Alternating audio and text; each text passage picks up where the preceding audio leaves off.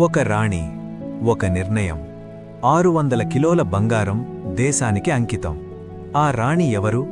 ఆమె పేరు రాణి కామసుందరీదేవి. రాణి కామసుందరీదేవి బిహార్లోని దర్భంగా రాజకుటుంబానికి చెందిన రాణి. అప్పటి దర్భంగా రాజవంశంలో కీలక పాత్ర పోషించిన మహిళ. దర్భంగా రాజకుటుంబం అంటే అపారమైన సంపద, తరతరాలుగా కూడబెట్టిన బంగారం, బ్రిటిష్ కాలంలోనే అత్యంత ధనవంతులలో ఒక రాజవంశం. దర్భంగా రాజ్. ఆ కాలం భారతదేశం బ్రిటిష్ పాలనలో ఉంది. స్వాతంత్ర్యోద్యమం ఉధృతంగా సాగుతోంది. దేశానికి డబ్బు అవసరం, ఖజానా ఖాళీ. దేశం నిలబడాలంటే నిధులు తప్పనిసరి. ఈ పరిస్థితుల్లో రాణి కామసుందరీదేవి ఒక విషయం గమనించింది.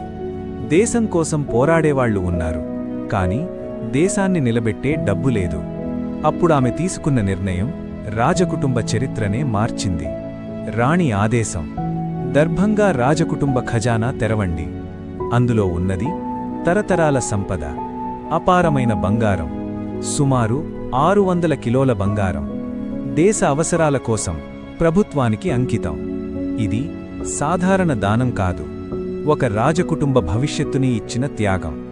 రాణికి తెలుసు, ఈ నిర్ణయం తరువాత రాజకుటుంబ వైభవం తగ్గుతుంది, సంపద పోతుంది, పేరు చరిత్రలో మిగులుతుంది.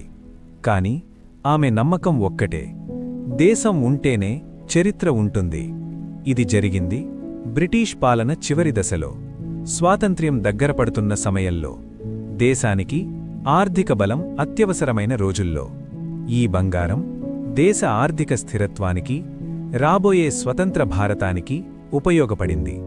ఆమెకి మిగిలింది ఖాళీ ఖజానా, తగ్గిన రాజవైభవం, కాని గర్వపడే త్యాగచరిత్ర. ఈ కథ మీ మనసును తాకితే లైక్ చేయండి, షేర్ చేసి ప్రతి భారతీయుడికి చూపించండి. ఇలాంటి నిజమైన చరిత్ర కథల కోసం సబ్స్క్రైబ్ చేయండి. India love.